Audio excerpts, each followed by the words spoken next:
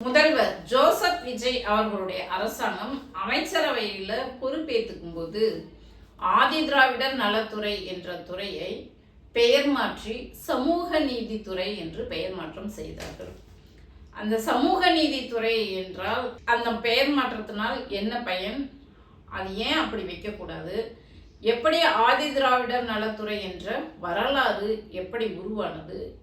இதை ஏன் யாருமே கண்டிக்காம இருக்காங்க என்று சொல்லி முரசொலி தலையங்கம் ஒரு கட்டுரையை தீட்டியிருக்காங்க. வரலாற்று நிகழ்வுகள் என்பதனால அந்த தலையங்கத்தில் இருக்கிறத அப்படியே நான் உங்களுக்கு சொல்றேன். ஆதி திராவிடர் மற்றும் பழங்குடியினர் துறை என்ற அமைச்சகத்தின் பெயர் சமூக நீதித்துறை என மாற்றப்பட்டு இருக்கிறது. ஆதி திராவிடர் மற்றும் பழங்குடியினர் நலத்துறை என்பதன் நோக்கம் வேறு. அதனை சமூக நீதி என்ற சொல்லுக்குள் மட்டும் அடக்கிவிட முடியாது. சமூக நீதித்துறை என்று சொல்லிவிட்டால் அதனுள் பிற்படுத்தப்பட்டோர் வருவார்கள், மிகவும் பிற்படுத்தப்பட்டோர் வருவார்கள். இதையெல்லாம் விட்டுவிட்டு ஆதி திராவிடர் மற்றும் பழங்குடியினர் துறைக்கு மட்டும் சமூக நீதித்துறை என்று பெயர் சூட்டி ஆதி திராவிடர் சொல்லை நீக்க வேண்டிய அவசியம் என்ன அப்படின்னு கேள்வி கேட்குறாங்க. இந்த பெயர் எப்போ ஆதி திராவிடர் நலத்துறை என்று ஆதி திராவிடர் என்ற பெயர் வந்தது அப்படின்னு சொல்லி பார்த்தோம்னா 1922 மார்ச் 20 ஆதி திராவிடர் என்ற பெயர் மாற்றத்துக்கான உத்தரவு நீதி கட்சி ஆட்சியால் பிறப்பிக்கப்பட்டது. அதுவரை தொழிலாளர் நலத்துறைக்குள் தான் ஆதி திராவிடர் நலனும் அடங்கி இருந்தது. நீதி கட்சி ஆட்சியில் தான் தொழிலாளர் நலத்துறையிலிருந்து இது பிரிக்கப்பட்டது. எப்படி? நீதி கட்சி ஆட்சியில தான் தொழிலாளர் நலத்துறையிலிருந்து ஆதி திராவிடர் நலன் என்பதை பிரிச்சிருக்காங்க. அதுக்கு 1969 முதலில் முதல்வரான கலைஞர் அவர்கள் தான் ஆதி திராவிடர் நலத்துறையையும் பிற்படுத்தப்பட்டோர் நலத்துறையையும் தனித்துறையாக உருவாக்கினார்கள். பிற்படுத்தப்பட்டோர் நலனுக்கான சட்டநாதன் ஆணையை அமைத்தார்கள். அந்த பரிந்துரைப்படி இடஒதுக்கீடு முறையை அமல்படுத்தினார் முதலமைச்சர் கலைஞர். இந்த வரலாறு ஏதும் தெரியாமல் அல்லது இந்த வரலாற்றை மறைக்கும் வகையில் திரிக்கும் வகையில் ஆதி திராவிடர் என்ற சொல் நீக்கப்பட்டுள்ளது.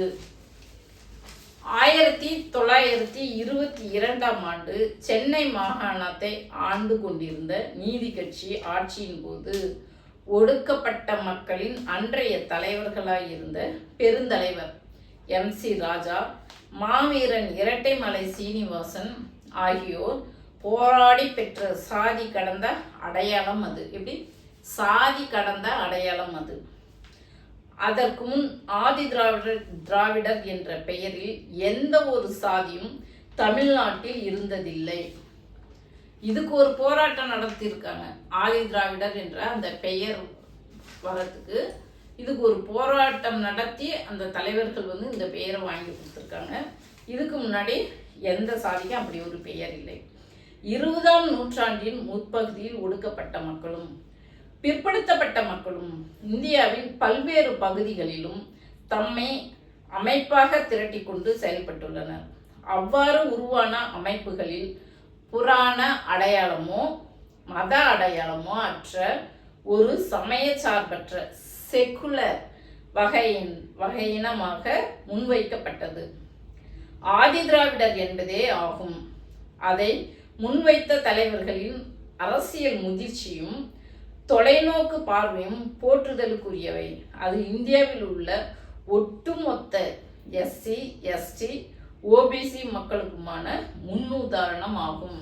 இந்த சமய அடையாளம் மத அடையாளம் எதையும் இல்லாம ஆதி திராவிடர் என்று இருக்கிறது இந்தியாவில் வேற எந்த சாதி, அதாவது SC ST OBC இந்த மக்களுக்கெல்லாம் முன்னுதாரணமானது தான் ஆதி திராவிடர் என்ற பெயர் அப்படின்னு சொல்லிட்டு சொல்றாங்க. ஆதி திராவிடர் என்ற சாதி கலந்த சமயச்சார்பற்ற அடையாளத்தை கொச்சையாக புரிந்து கொள்பவர்கள் தான் அதை மாற்ற வேண்டும் என கோருகிறார்கள். அந்த கோரிக்கையை இந்த அரசு ஏற்றுக்கொண்டிருப்பது வேதனை அளிக்கிறது என்று ரவிக்குமார், விடுதலை சிறுத்தைகள் கட்சியைச் சேர்ந்த ரவிக்குமார் அவர்களே எழுதியிருக்கிறாராம். அந்த விடுதலை சிறுத்தை கட்சியிலேயே இருவேறு கருத்துக்கள் இருக்குது. அண்ணன் வன்னியரசு அவர்கள் அதை ஏத்துக்கிட்டு பாராட்டி பேசுறாரு. ரவிக்குமார் அண்ணன் அதை கண்டிச்சு எழுதியிருக்காரு. திராவிடம் என்பது மொழி குடும்பத்து சொல்லாக மட்டுமே இருந்து வந்த நிலையில் அதனை அரசியல் சொல்லாக, சமூக பண்பாட்டு சொல்லாக மாற்றியது தலித் இயக்கங்களே. இந்த கருத்தரங்கத்தின் முதற்கற்ற மூன்று தத்துவாச்சாரியர்களாகவும் செயற்பாட்டாளர்களாகவும் பண்டித அயோத்திதாசர் 1845 to 1914 அவருடைய வாழ்நாள் காலம். Rettaimalai Srinivasan 1859 to 1945, MC Raja 1883 to 1947 ஆகிய மூவரையும் சொல்லலாம். இந்த பெயருக்காக போராடின தலைவர்கள். 1892 உருவான ஆதி திராவிட ஜனசபை என்ற அமைப்பு உருவானது. இதே காலகட்டத்தில் ஜான் ரத்தின முயற்சியால் திராவிடர் கழகம் என்ற அமைப்பும் உருவானது. 1916 உருவான ஆதி திராவிட மகாஜன சபை, 1928 உருவான அகில இந்திய ஆதி திராவிட மகாஜன சபை மூன்றும் மிக முக்கியமான அமைப்புகள். மிண்டோ மார்லி சீர்திருத்த குழுவுக்கு கொடுத்த வகுப்பு உரிமை விண்ணப்பத்தில் சாதி இந்துக்கள் என்பதை ஒரு பிரிவாகவும், சாதியற்ற திராவிடர்கள் தாழ்த்தப்பட்ட வகுப்பினர் என்பதை மற்றொரு பிரிவாகவும் பகுத்து காட்டினார் அயோத்திதாசர். எப்போ 1909. பார்ப்பனர் அல்லாதார் அரசியல் வெகுவாக பேசப்பட தொடங்கிய பிறகு ஆதி திராவிடர் என்ற சொல்லுக்கு அழுத்தம் கொடுத்தார் MC ராஜா. தமிழ் மாவட்டங்களில் ஆதி திராவிடர் என்ற தெலுங்கு மாவட்டங்களில் ஆதி ஆந்திரர் என்றும் இனிமேல் அழைக்க வேண்டும் என்று சட்டமன்றத்தில் தீர்மானம் கொண்டு வந்தார் MC ராஜா. 1922 நீதி கட்சியின் ஆட்சியில்தான் ஆதி திராவிடர் என்று அழைக்கும் சட்டம் நிறைவேற்றப்பட்டது. 1890களின் இறுதியில் 1900 ஆண்டுகளில் தொடக்கத்திலேயே திராவிடன் என்பது அரசியல் சொல்லாக, சமூக சொல்லாக, இன சொல்லாக அரசியல் பண்பாட்டு தளத்தில் விதைக்கப்பட்டு விட்டது. அந்த சொல்தான் இப்போது நீக்கப்பட்டுள்ளது. ஆதி திராவிடர் என்ற சொல்லை நீக்கியது ஆதரித்தும் சிலர் பதிவிட்டு வருகிறார்கள். எனவே இதில் அனைத்து தரப்பினரையும் உள்ளடக்கிய நீண்ட விவாதம் நடத்தியே முடிவெடுக்க வேண்டும். அரசு அவசரப்படக்கூடாது என்று அரசுக்கு ஆலோசனை வழங்கி இந்த தலையங்கத்தை முரசொலி தீட்டியுள்ளது. வரலாறு உள்ளவங்க தான் வரலாறு பேசுவாங்க. இந்த டிவிக்கு அரசாங்கத்துக்கு ஜோசப் விஜய் தலைமையிலான அரசாங்கத்துக்கு வரலாறுன்னு ஒன்று இல்லை. எதனால ஆதி திராவிடர் என்று பெயர் சூட்டினார்கள் என்ற அந்த ஆய்வுக்குள்ளேயும் அவங்க போகல. ஏதோ சமூக நீதித்துறை என்று பெயர் வச்சுட்டாங்க. சமூக நீதி என்றாலே எல்லா சமூகத்துக்கும் உண்டான நீதி தான் சமூக நீதி. அப்போ சமூக நீதித்துறைன்னு வரும்போது எல்லா சாதியும் அதுக்குள்ள வந்துடுது. இப்போ நீங்க எப்படி ஆதி திராவிடர் நலத்துறையை மட்டும் பிரிச்சு காட்டுவீங்க?